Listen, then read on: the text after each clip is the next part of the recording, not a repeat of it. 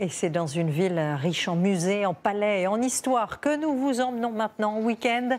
Dijon, capitale des ducs de Bourgogne, a livré tous ses secrets à Claire Auberger et Louise Lebras. Regardez.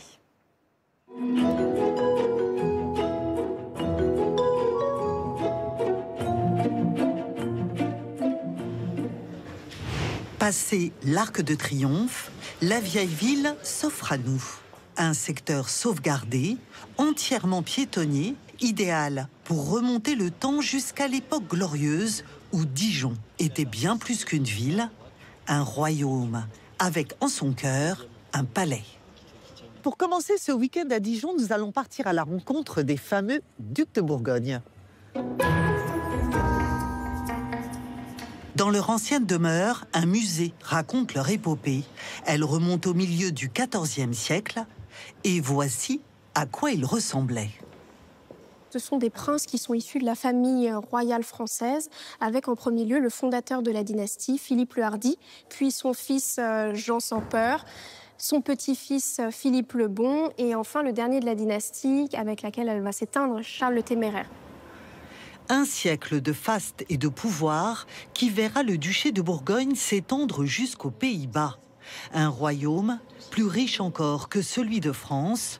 En témoignent les tombeaux des ducs. Deux monuments funéraires parmi les plus célèbres du Moyen-Âge, avec leur cortège de pleurants sculptés dans l'albâtre. Ils expriment chacun à leur manière leur tristesse. Donc certains réconfortent leurs voisins.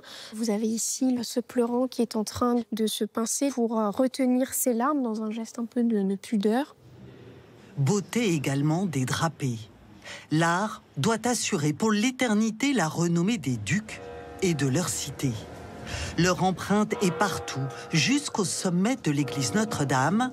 Ce clocher, Philippe le Hardi l'a décroché d'un beffroi. Le jacquemart, c'est quelque chose qu'on a subtilisé aux Belges, figurez-vous, à l'époque où ce n'était pas encore la Belgique. Alors vous avez une cloche au milieu sur laquelle vont sonner 4 personnages. On a Jacquemart qui va sonner les heures, toujours aujourd'hui d'ailleurs, Jacqueline, son épouse, qui sonne les demi-heures, et les enfants, Jacqueline et Jacquelinette, vont sonner les quarts d'heure ensemble. Voilà. Historien et guide, Clément connaît tous les secrets de cette église chère aux Dijonnais.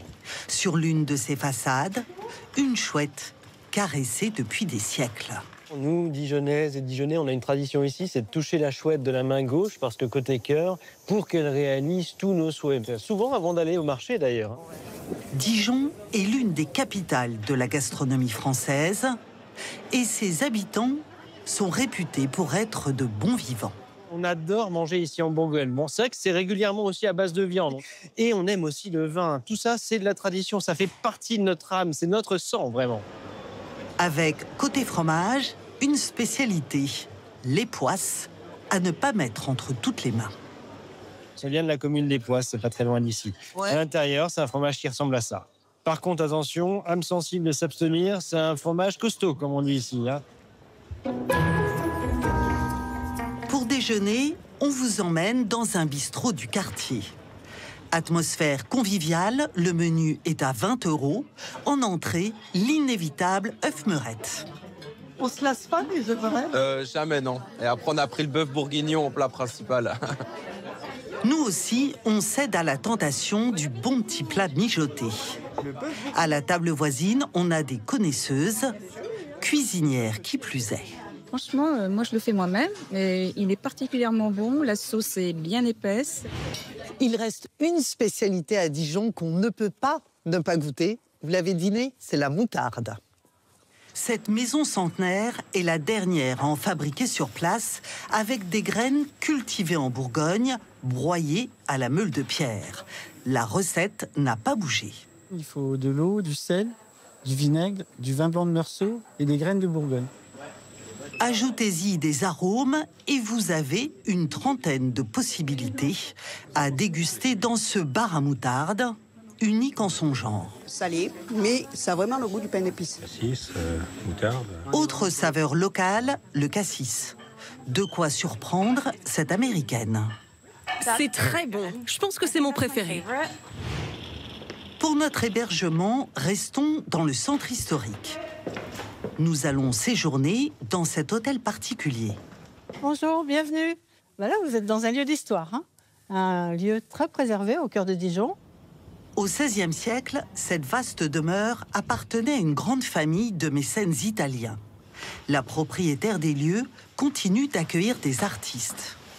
Dans ce lieu, on fait plein de trucs, hein. On organise des expositions de photos, des expositions de sculptures. Mais ce qu'on aime par-dessus tout, c'est réintroduire ici la musique et la danse. Ce jour-là, dans la bibliothèque, le son de Sirtaki, avec des musiciens venus de Grèce.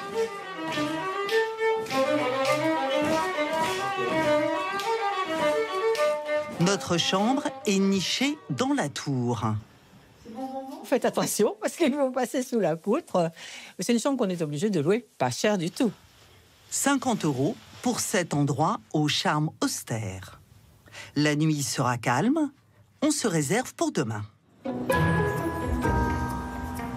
Nous avons rendez-vous dans le jardin d'Arcy pour découvrir son sous-sol. Nous sommes dans l'ancien réservoir d'eau potable de la ville, le tout premier construit en France en 1840. Il est vidé tous les hivers durant 3 semaines. Normalement, il y a de l'eau jusqu'en haut.